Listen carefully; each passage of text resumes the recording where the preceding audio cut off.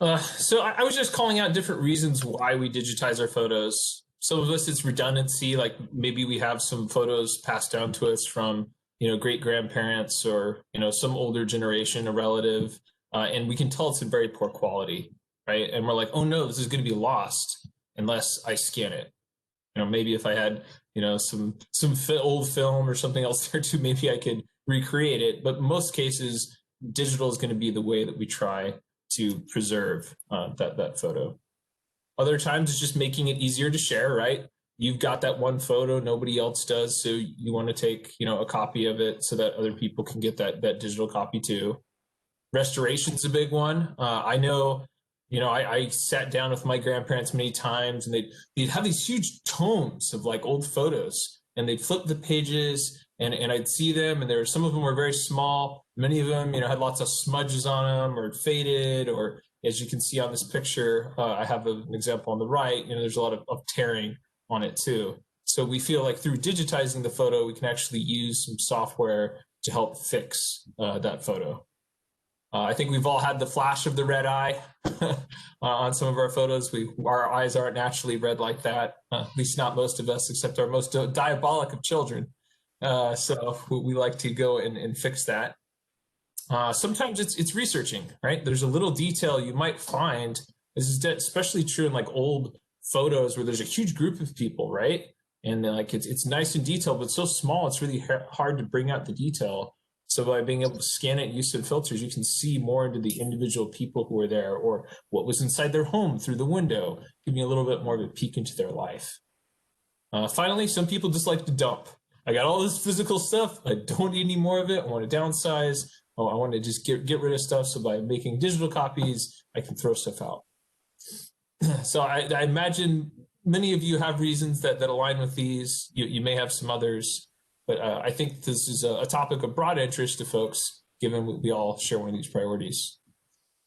So there's so much to talk about. I really can't cover it all. What I want to talk today, and this may sound like an intimidating term, it's not intended to be, but it's trying to create what's called a digital master.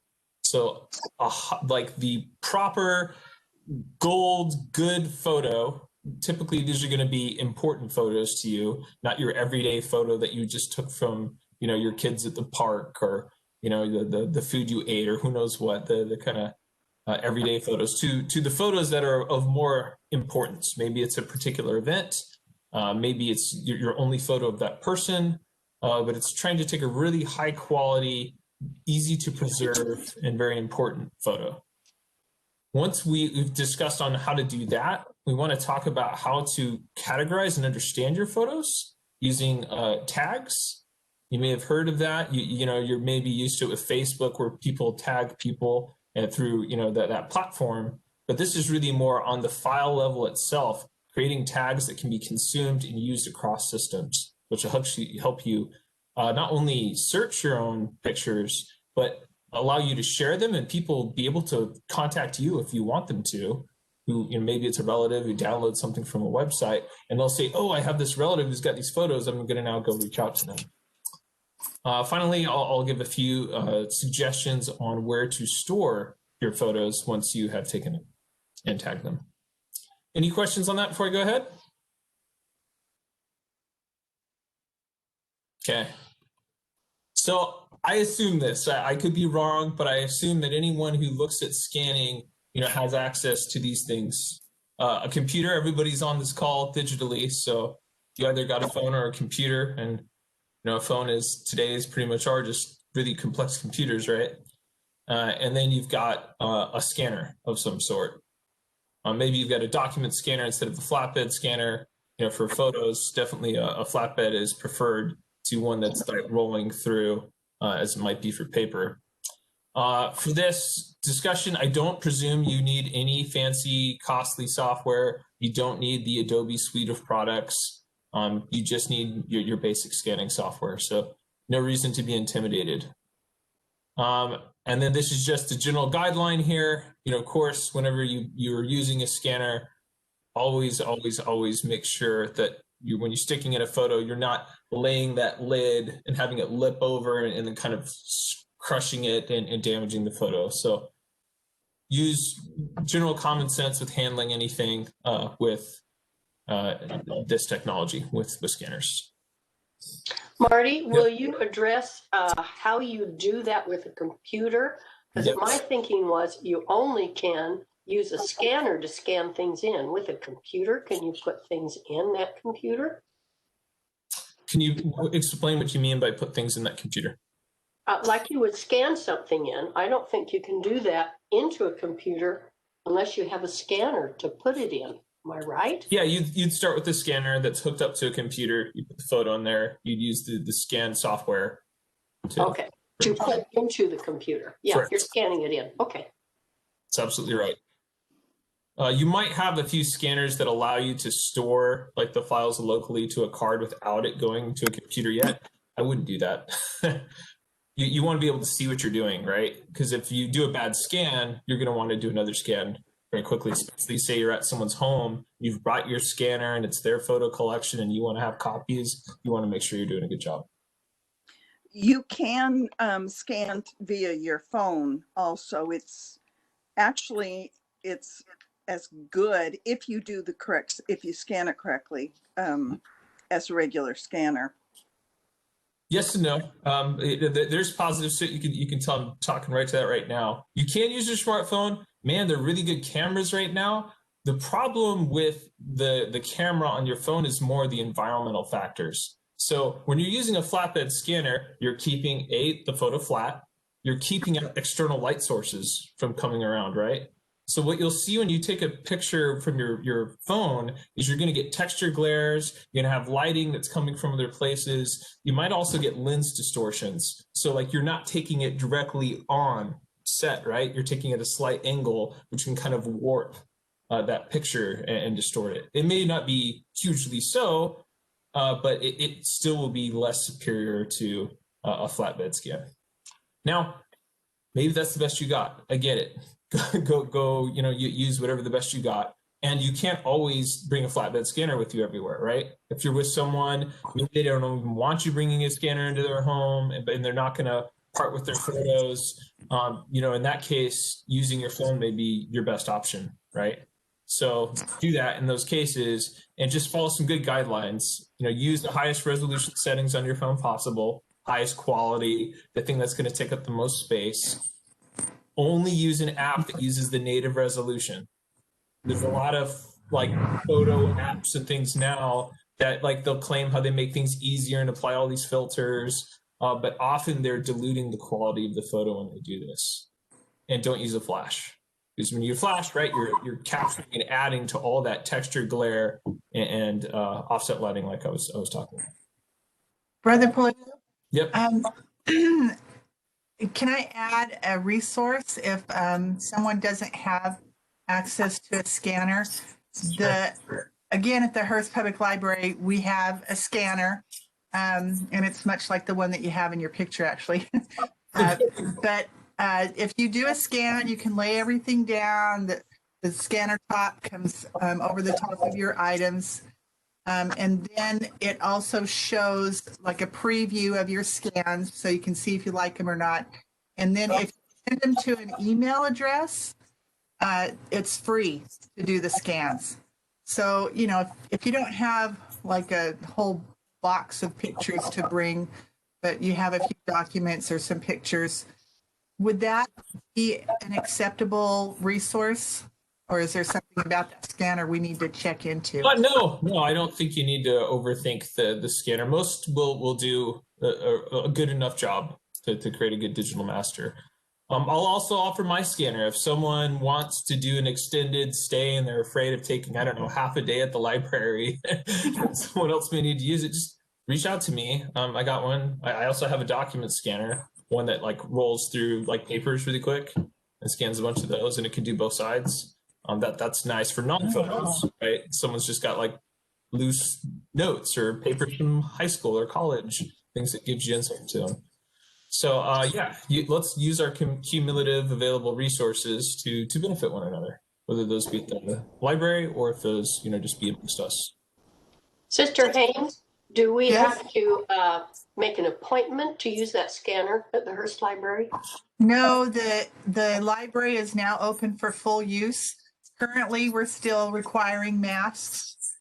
We probably won't know the outcome of that until next week.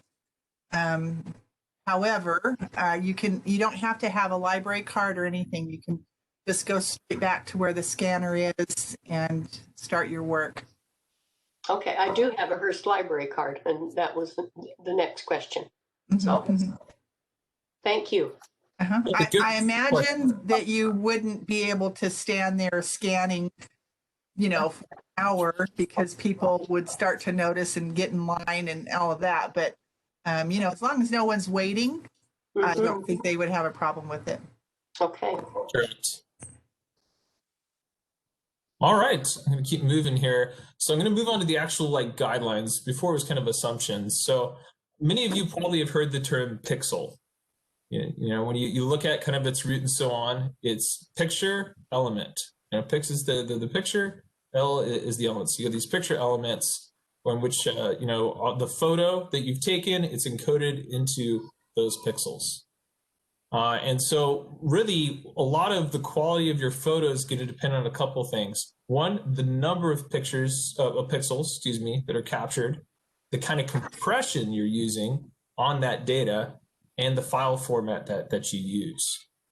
So if you don't do these things right, you're going to either have a photo that maybe is really good to quickly share on social media, on Facebook, where no one's really expecting a good photo, or you'll get something that's really nice that you can, do a physical print of at a, call it Costco or, Walgreens or wherever you print off your photos, or you could use in a nice book, like whether it's from Shutterfly or Mixbook or whatever you use to print off photo books.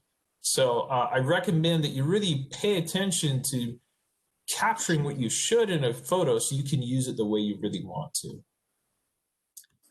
So here's an example of, you're just searching on Family Search. You look over and you're like, wow, that photo looks nice, and then you go and download it. And the moment you open it up, you can see, and the term people use for this kind of graininess and blocks is pixelization. I think that's, of course, every photo is pixelated, it involves pixels, but it's the fact that it's so obvious that it's formed of these little blocks, right? It's this kind of mosaic once you zoom into any level. And that's really sad, right? Imagine if someone had this photo, they took this kind of quality of it, and then they chucked the old photo. You'd be like, man, I got a quick impression of the person, but it could have, caught a lot more of what is she looking at? I can't even tell in that, photo, the smaller one to the left. Like, what's her full expression? There's just a lot lost, right? So I'm just trying to show what can happen when you don't follow good guidelines. So a lot of these guidelines are somewhat intuitive, at least to me. So you may have operated a digital camera, maybe even from your phone, and you'll often see image quality settings that you can use, right? On that, you're often selecting the one that has the most data that's available, the most pixels. So I'm not trying to give camera guidelines here. I'm just using this as an analogy, saying just as you use high quality when you're taking a photo with your camera, you need to use that same mentality when you're scanning a photo that's already been taken and printed. So what are the good guidelines here? If any of you have been involved in kind of printing anything, you may have heard of something called DPI. Does that mean anything to anyone here? I've heard the term. I don't know what it means. But... No worries. It means dots per inch. It really should be almost PPI. I know it sounds like a personal priest interview here, but no, it's meant to be pixels per inch, right? The dots are the pixels. And saying within 1 inch, if we took a cubic inch, how many of those pixels do we have inside that inch? And the more pixels that you have within that inch, the higher quality of the photo it's going to be. That's what you can tell on these pictures, over here, on the right. Oh, hey, they look really nice. The parrot on the left with the high DPI versus the grainy parrot on the right. Then similarly with those circles, you can see how that edge of the circle, right? It gets a lot more refined, looks really crisp on that 300, doesn't look so great on the 72, and then looks really bad on the 10. So what's deceiving is screens. So your screen can make a photo look really nice. And that's because your screens like show images at roughly 72 to 96 pixels per inch. It does depend on the screen. We're not going to go into the science and the technical matters there of your monitor. But the point is that just because something shows good on a screen doesn't mean it's going to print well. So what's really the good guidelines here? What I've heard and understood is that, and this is general with print, you typically want at least 300 DPI, but you can't use that as your ultimate guide. What libraries follow and others when they're taking digital mastered is they take the longest side of the photo and they say that longest size needs to have at least 4,000 pixels captured from it. So whether that be the width, whether that be from the height, they're saying you need 4,000. And that's why if you do just 300 DPI, you're actually gonna not quite get it right. And so you have to use math. And I know that that's very frustrating. It's scary for some of us. We'd love there just to be a nice, simple button we can press that solves all of our scanning issues and gets it just right. But unfortunately, to really follow good guidelines and get good photos, you're gonna have to do just a very, very simple math. I know we don't like the math, but that's the truth right there. So avoid if you can all help it. You get a scanner that there's often going to be some like green quick scan button or just some other kind of quick scan button on your software. Don't use that. That's going to take a very quick scan. I mean, if you don't care about taking a digital master, maybe it has a purpose. But for anything that you're really trying to take, that picture that you had hanging on your wall of your grandparents, and it's the one copy you've got, and you're trying to make sure it's preserved well, do not use that setting for it. You're going to want to look at that longest side, right? And then you're going to want to follow the DPI, the dots per inch, that correlates with those inches. So for instance, if we're trying to do 4,000 pixels on a photo, right? That's 3.5 inches or 3 inches, let's say. If we did 300 DPI for each of those inches, that's what, 3 inches times 300, right? That would only give us 900 pixels. We would be way, way under our 4,000 pixel goal, right? So you're going to need to take those inches that you've got and really have 4,000 divided by that number of inches, and that's going to tell you how many DPI you need. So instead of 300 DPI for my 3 inches, I need like 1,200. I need something way more, right? So I'm sorry. Sure. I missed where you got the 4,000 from for that 3. Yeah, 4,000 is the gold standard that we're instructed for digital masters for the longest side of our photo. Okay, So take any photo, take its longest side, measure that. That's the first thing you're going to do. So I don't know, grab a photo that you got around, get a ruler, find out if it's 7 inches, 6 inches, 5 inches.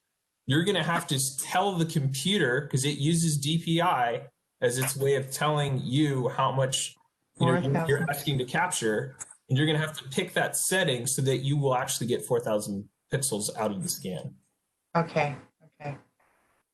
Am I losing folks there? I know it's a little bit tough because you're like, oh man, I just wanted to take a nice picture. Well, so if my picture is 8 by 10, I would take the 10, divide that by 4,000. Well, the 4,000 divided by the 10. So 4, then you get 400, right? DPI for that 10-inch side. Okay. Okay, so 300 DPI isn't the maximum DPI measurement that I have then, or? Yeah, 4,000 is the amount of pixels you're trying to capture. So you're going to have to take your number of inches of your longest side of your photo. So in President Dembesti's case, she said, hey, I've got an 8x10 photo. I've got a 10 inches my long side, right? So how do I get 4,000 pixels to cover that 10 inches? Well, that means for each of those 10 inches, I'm going to need 400, right? All right. Got it. So you're just going to take 4,000 and divide it by the longest side.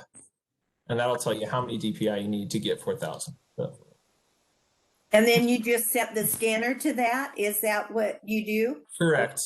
Okay. So when you're scanning in your software, when you're scanning in your software, they're going to have a little bar usually, or they'll have a drop down, and you're going to have to click on it, and it's going to probably have a description, and it's going to depend on the software. I'm happy to look at it, anybody's software if they'd like.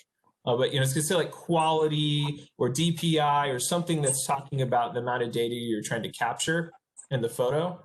And we're going to have to use that math and adjust that to really help us get that 4,000. Okay. This is something I didn't know until a couple of years ago. I was always using 300 DPI for everything. And then I realized I was doing it wrong. So I thought I would share the wisdom that I've learned. And I've got a lot more to learn. So, okay, so some people ask, well, instead of messing around with all this math, why don't I just crank it up to the highest setting and I'll just scan that every time? I don't want to have to deal with calculating this. I'll just use the max setting. Well, the problem with this is that it's going to take a lot of space on your computer and it's going to be very slow scans. So if you've got all the time and the space in the world, okay, go for that and then knock yourself out. But for most of us, that's not very practical. If you got several, 500 megabyte photos or something, you're not going to be taking too many of them. That answer anyone's thought there? You may have had that. Okay. When you're scanning a picture in, regardless, like my mother has taken pictures of a wall of pictures. So there's clusters in one picture of 5 or 10 photographs. So you'd want to make sure on the back of the photograph, she's got the people that are on it. But is there a place to post as you're scanning what that is, or do you wait until it's scanned into your computer and then label it? Yeah, I scan both sides. Okay. I don't like using those details. I also don't like removing borders. A lot of people do that now too. But I think those details can actually tell you more than you think. Right. It can help you place the time of things, help you relate them to other photos. Okay. So I understand everybody just wants to zoom in on that important part of the photo, but we're losing detail when we do that. I know cluster photos can also be difficult just in terms of this scanning measurement, because you're like, which photo do I pick is my longest length? If you're able to, I'd say break up the cluster, pull them out one at a time and do it. Yeah, it's more time, I get it. Otherwise, you may just crank up the settings. Okay. Practicality, right? I get it. Not everybody's going to let you break up their cluster photo at their house and do the science, right? So, use good judgment. Okay. So anyway, this 4,000 pixel photo, if you do it, it's going to look great. You can have it cover your whole TV screen if you had a 4K television. I don't, but if you did, it would look great. You can do really great prints with it. Obviously, it would look great on computers or projectors too. So there you go. Let's talk now compression, because you can always resize any photo to just be 4,000 pixels. You'd be like, really, Pluto, it's really easy to get 4,000 pixels. You just type it in, you press enter, here you go. Well, no, that's not quite right. That's resizing the pixel data to essentially duplicate existing pixel data. So that doesn't work. And then there's another problem, which could just happen with, compression here. So it's not just the number of pixels that you capture that matters. It's how you store those pixels that matter too. So you can imagine, like with your food or other things, like if you store it badly, things can happen to it, right? Things can damage it. And you like to think of digital stuff as like perfectly preserved, like, oh, it's digital, thus it's going to be safe from issues. Well, that's actually not quite accurate as well. So what I have on the right is an example of like smushed bread, right? You're like, you got the same amount of batter in that loaf of bread as when it's not smushed, right? It's the same amount of calories, same number of pixels, right? Let's call it. But if you smush it and you make it smaller, by smushing it and compressing it, you have the same amount of pixels, same amount of matter, but it's not getting back in the same format, right? That bread is permanently mutilated in this case. And you can have the same thing happen with your photos just by opening the photos over and over again. You may not have thought of that, right? So the most common image format, which you probably will recognize, well, let's call two of them, is a JPEG or JPG. Does that mean anything to anyone here? They've seen that little 3-letter one? Yes. That's a lossy compression. So each time you open and close that file, it's actually losing integrity over time. You're breaking it down.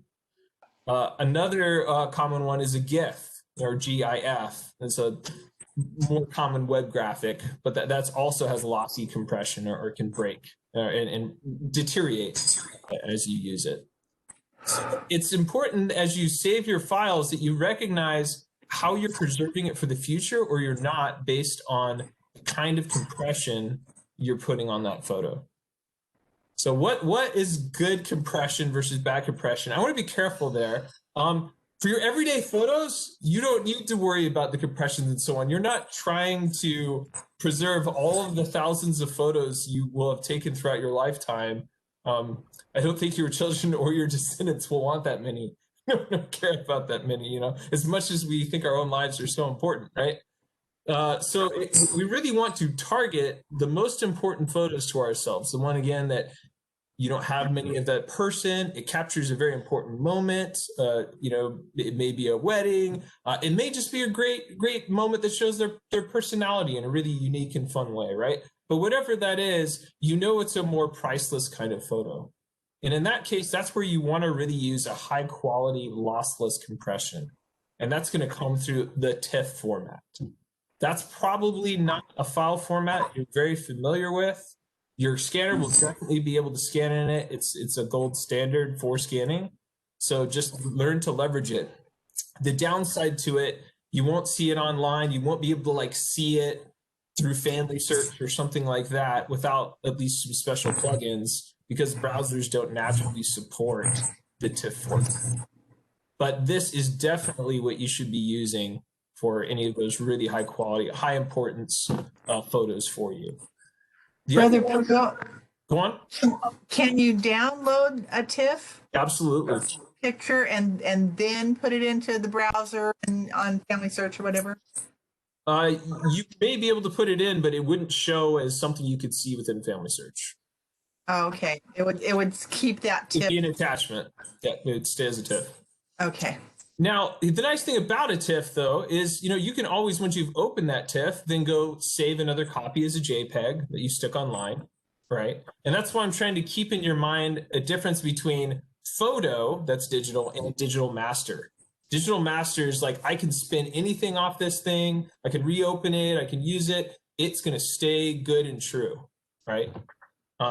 You do this with a JPEG, it's not. It's going to just deteriorate over time. You'll start getting visual artifacts and graininess in it. It's an unfortunate reality. Now, you can still use JPEGs, and that's why I list it here too, not just for everyday photos, but even important photos to you. But you just have to remember that when you're thinking of looking at it a lot or editing the photo, like maybe you want to like restore it or fix it or so on, make a copy of that JPEG first. Make a copy and then make your changes, resize, do whatever you want. Maybe you want to throw it in some collage, right?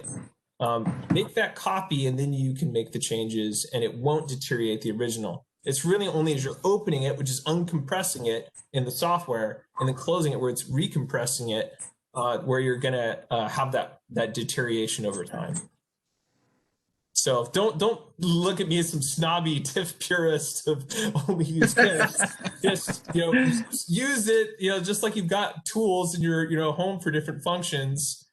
Use this as a tool for certain photos, the best, most important ones, and then feel free to use JPEGs for the rest. just, try to not edit those JPEGs and open them as much, copy them. And that copying behavior is just a skill, a habit to learn and get down. Any questions on that? I'm sure this is new for some of you. Marty, I have one. Yep. I have a lot of photos that I saved on thumb drives. And so I'm thinking, well, because all my stuff says JPEG that's in the computer. Would a safe place be that thumb drive? We will get to that. That is part of my topic today, archiving. So I will ask you to defer that question. Okay. Anyone else have any that relates directly to these file formats? Okay. It'll just, I'd say, pull out a photo, put it on your flatbed scanner, and see, when you're booting it up and trying to select your file format, if you see that TIFF, and do a few little experiments. You'll get really comfortable with it pretty quickly. I know new things are intimidating initially. Okay, we just kind of spoke about this, and that's, hey, it's great to digitize your photos, but sometimes you can really leave stuff out that can bite you. A good example of this is notes, right? How many times will someone write a note in the old days on the back of their photo? And it'll tell you who it is, also when it was taken, here, like 1974, right? And when you don't scan that, you're often going to lose that information. Yeah, you might try to adjust the file name and put some of that in, but when you save and put these photos up online in different file sharing ways, those file names get stripped and changed, and that data is just then lost. So I would definitely recommend scanning initially, or otherwise, we'll talk about otherwise recording this information that's on the back of the photos. So the next question some people ask is like, okay, well, I've taken a copy of the original.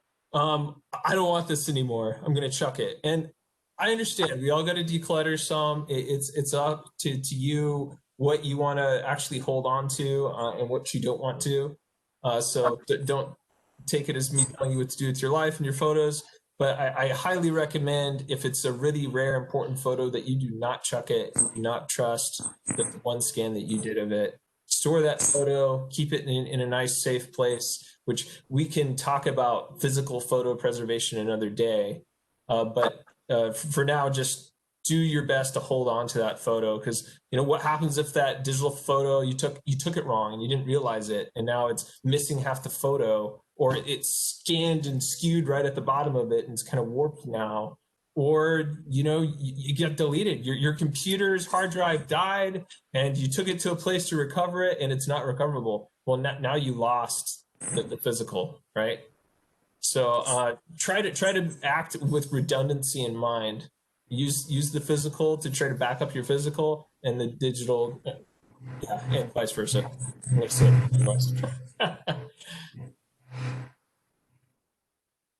So this is just me giving an example of going reverse. And by that, I mean, I used to have all these photos and I'd take them with my family all the time. And then I started realizing a decade later, oh my goodness, I don't really feel like I have any of my photos. I've got 5 on different laptops, and I've got different thumb drives, Sister Preston mentioned. I've got, all these cell phones with photos on them. And I was like, man, my parents, for me, they had a photo album that I could look at my photos as a kid. My kids have nothing because they just have all this digital clutter everywhere. What am I doing? And I was really afraid about losing it. So the last 4 months, I actually spent a lot of time gathering from all of these disparate sources my digital photos for the last 20 years. And I said, you know what? I'm going to print some of these out because I might lose this whole effort that I put together. I might lose it. So what can I do to give myself physical backups? So I've been using a service called Mixbook to go print out books. It sounds so old school, to go print everything out instead of go digital. But I definitely recommend that you don't forget the true value of the physical. Brother Polito, I've got a question for you. Yeah. A segue. That Portland trip, what park is that? I don't remember, I'll be honest. I grew up in Portland, and that looks like the park that I played at when I was a little girl. So that's Well, why I I hope asked. so, but I don't want to lie to you. My wife and sister-in-law, they're like, "Hey, there's this great park we could take our kids to," and I was like, "Let's do it. Let's get out," you know. So, Oh, that'd be fun. and it was fun. Yeah. All right, so let's go kind of a little bit back to thinking of the backs of photos, the details about photos, and what you might do besides just scanning the backs and keeping those copies. That's nice. The problem is, how do you know how to pair the back with the front once they're digital, right? They're not glued or slapped together like you have with your current front and back physical photo. That's just not there. So there's nice tools available to you now to be able to add metadata. It sounds so complex, I know. Whenever meta is put in front of anything, it's like, oh no, where are we now? Metaphysics, meta, who knows what? Yeah, I don't like the term. Just think of it as tags. You're tagging your photos digitally. You'll notice that many of your photos already have tag data in them. Like when you click on a photo on your computer, it'll often tell you the date it was created, right? Or the date it was modified. This is data that's associated with the file to give you information about it. And so there's that auto-created information that happens just from the computer studying the file, as well as your camera when it first takes the picture. But you as a user, you can also add data to the file yourself. And this is, I think, really neat because, at least for me, when I first started working on photos and trying to organize them for my family, the challenge I ran into is like, I'm like, how do I organize these? Like, I want to create like a folder for each person and then, put a copy of the photo in that folder. Well, what about when there's 30 people in the photo? Now I'm going to create like 30 copies of it in 30 different folders. And it just kept like spiraling, I thought, out of control. And I was like, there's got to be a better way to do this. And I tell you, metadata tagging is the answer. So there's two different types of data here. There's the EXIF, just think of that as the auto-created camera tags, and then you have what's called IPTC. I don't know what these individually mean, acronym-wise, but just know that the IPTC is what you can edit and use yourself. Where do you edit this? How do you do this? It's actually quite simple. You can just open up your normal file explorer in Windows and edit it directly. It allows you to put in some neat data, which I'll show you a few screenshots, and I'll even share my computer like outside of the presentation so you can see some photos there too. But it allows you to put in some neat data, like a description of the file itself. Maybe you could say what the photo's about, like, hey, this is a family wedding of so-and-so, is at this place, this is what was going on. You can also add just tags to note the people, right? So for the 30 people and a 30-person photo, like I mentioned, you could put the 30 people, their names in here, and then when you want to go search your photos that are all in one folder, and you search for one person's name, any photo they're tagged in is going to show up. Way better than hunting through all these folders and creating copies of those photos for every folder for each of those 30 people, right? So you can put other things, where it was, when it was. Another neat thing that you can do here is you can use it to network. By that I mean, this data that you input will be saved to that file. So if you then go put it on Family Search or some other ancestry like service, then if someone downloads that photo, they'll actually also keep your metadata. So if it got passed around and some third cousin you never knew about opens it and looks at some of the data, they could find your email address if you put it there. Now, of course, if you don't want people knowing your email address, you don't need to stick it in there.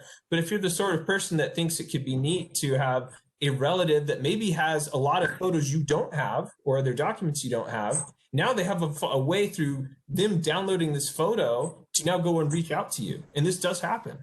They'll go and hit you up and be like, hey, you have this, you have anything else? I've got this. And then it can create this neat collaborative relationship, which you wouldn't have had without the tags themselves. Marty?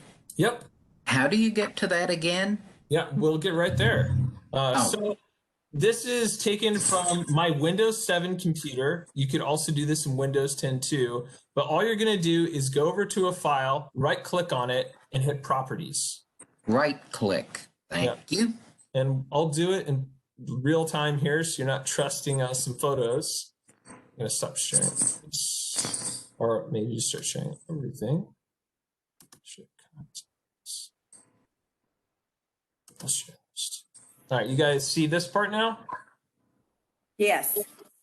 So you can see this is some family here, the Wallace family and the Scully family. If I right click on it, and if my computer's fast enough, it will eventually do something. Right now it's giving me the wheel of fun or wheel of pain. You can see it's got all these great options on it. At the very bottom, you'll usually have properties. So you click on that. You'll see that there's a lot of lovely tabs up here, which will go blue as you go over it. The one that you want to look on is details, right? And then within here, you'll see the description part, which is really nice. So you can see I actually threw in a few tags here already. Wallace, Scully, 1892, when this is from. So you can imagine if I got that back of a photo, I could just start typing in those things, right? I could be like, wedding, Wallace. I already have Wallace there, but whatever I wanted, right? I can just go drop that right in there. I could delete the tags. I can add them, whatever I prefer. And that's the detailed descriptive one, right? I could also just write comments, do like giving a more free form narrative description of what the photo is about. I could say, hey, it came from me, right? I could say when I took it, and if I care about copyright, I could. I could also put my email address in here, right? So then this is now, if I hit just OK, because that's very important. If you cancel this, it's not going to capture anything that you put in there before. But if you hit OK, it's now going to save that information of that file. So if I right click on it again and look at properties, it's going to appear.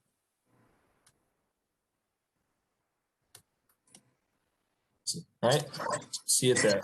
Other things you'll notice, if I just kind of hover over the photo, you'll see my tags, that third line down in that box right there. It actually lists my tags. And then I'm just going to show you here, I'm in my local folder. Now, if I like, hey, I want to capture anything from 1892 here, see how I grabbed that photo? It's not part of the file name. I have no 1892 in there. It's part of the meta tag data that I built, right? Okay. So you adding these tags is allowing you to make your photos a lot easier to find, for people to find you, and I think really organize them well.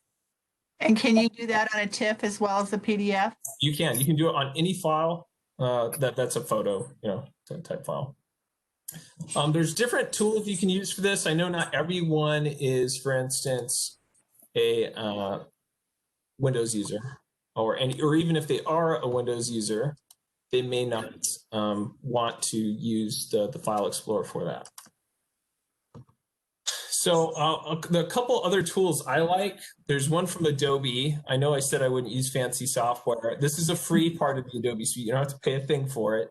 It's called the Creative Cloud Bridge. The thing I like about it is you can select a whole group of photos in a folder, and you can add the same meta information to it all at once, right? So instead of, imagine how redundant it could be to right click on hundreds of photos and add your name and your email address to it, right? That's going to be a lot of unnecessary time. While you could select all of them and add that information all at the same time. When it comes to the tags, that's obviously going to differ photo by photo. But the things that remain the same, I highly recommend using a metadata software like Adobe Creative Cloud Bridge, which I could give a show of that in the future. I know I'm 7 minutes left on time, so trying to be fair there. Macs are a little bit more challenging. Unfortunately, they don't naturally allow you to edit and use tags as well. So you would want to go in the App Store for Mac or go browse and try to find just a good metadata editor. There's various ones out there, but this is an example where Macs, they love to keep things really simple, but sometimes when they make things simple, they also remove features. So go and find the right one for you. Adobe Creative, Bridge, and that one is a free software which would work on a Mac as an example. So last thing on archiving. Anyone have any questions on tagging? That is kind of wrapping that part up.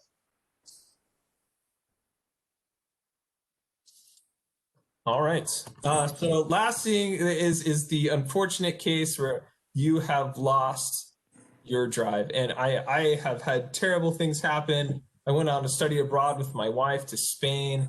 We got back and some computers stopped working and someone reformatted Windows and just destroyed everything that was on the computer. So I lost all my photos from there. But fortunately, I know enough about computers that where until data is really written over, you can actually still scrape from it and get what you need. So I was able to recover a good 98%, which was good, but it gave me a huge fright.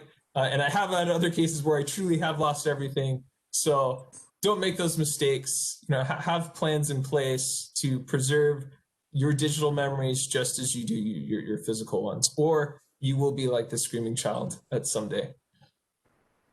So I guess as a quick point here, putting something on Facebook is absolutely not a backup. I mean, it's better than nothing. I will give you that. But it shrinks, compresses that photo, and it removes the metadata. Remember how I talked to you could share metadata and so on? Not on Facebook, not quick social media. It's not meant to preserve any kind of photos versus, say, Family Search, which I think it's a great thing that they've built their web application so that it does support and keep your metadata. So no, Facebook is not your backup. So what should you use for your backup principles? I recommend a few things here. One is, have redundancy. So have those digital photos you've got on a thumb drive, have them stored on other machines too, on your local hard drive, on another laptop's hard drive. Just copy and move them around so that if one machine dies, you can rely on the other. Now, you're never going to perfectly have all the exact same photos on there at any given time. You take new pictures as the years go on, right? But regularly try to push those files out to multiple machines so that you're not having a problem. You can also store them on thumb drives or external hard drives, flash drives, whatever you want to call them, to go store some of these photos too. So should your local hard drive on your laptop die, you still have something that you can go to. And then I recommend a off-premise backup too. So by off-premise, I simply mean not at your house, right? So it's online and the internet. Maybe it's even stored at your Uncle George's or whomever's house. It doesn't even necessarily need to be internet-based, but in a place where, say, you had a fire at your home, right? You don't want to lose everything there, which is part of the reason I even show a firebox here. You might store some of those flash drives or external hard drives that you have in your firebox, where it is, your family history. Okay, the other thing that I love is do share your photos. The more you share online and put on Family Search, the more other people will have copies of them too, right? Not just Family Search itself, but other people. Sharing's your friend in terms of preserving your work. Cloud options for storing. I recommend a few things. I think Amazon Prime's probably the best. The reason why that is many of us pay for Amazon Prime. Some of us don't. I respect that. But there's a lot of good things that come with Amazon Prime beyond free shipping. And that is that they have unlimited photo storage available to you. And you can also have a family vault where every family members can kind of tie together and throw in their family pictures and everyone has access to them. And they also don't compress your photos. Remember how we talked about the smushed bread and how things may not get stored right? Well, the Google Photos, unless you're paying for the service, they got like a free version, they're going to compress your photos because they don't want to store that much of your space, right?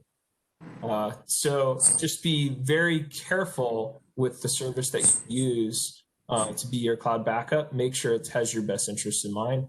I think Amazon Prime's a great choice. Dropbox is not bad too. You can, if you pay $10 a month, you get 2 terabytes of data, which is a lot of photos. But those would be the main goes I would point out to folks. Does anyone else use a kind of cloud storage service for their photos that they really like?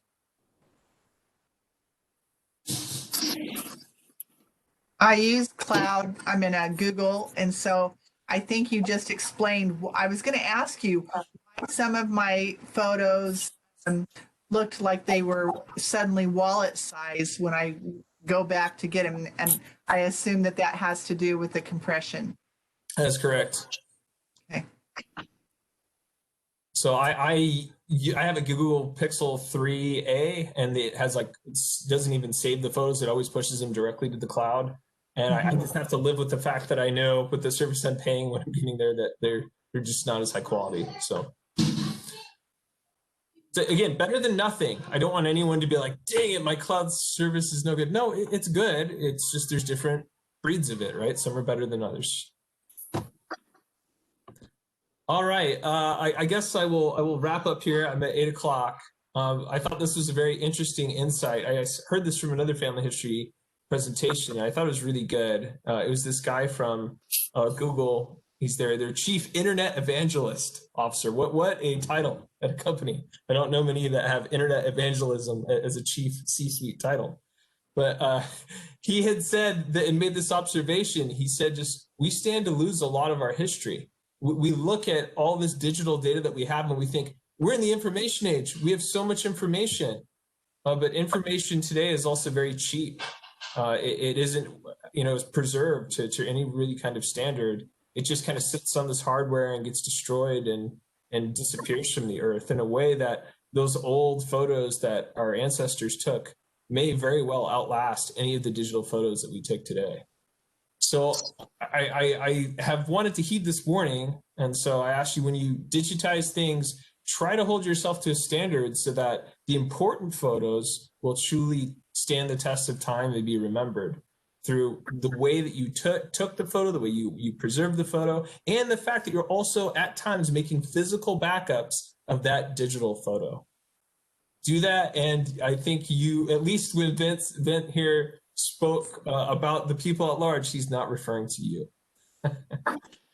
All right. Any thoughts, comments from anyone? Any place I really lost you and you're like, Brother Polito, that sounded really cool, but I just didn't know what in the world you were talking about.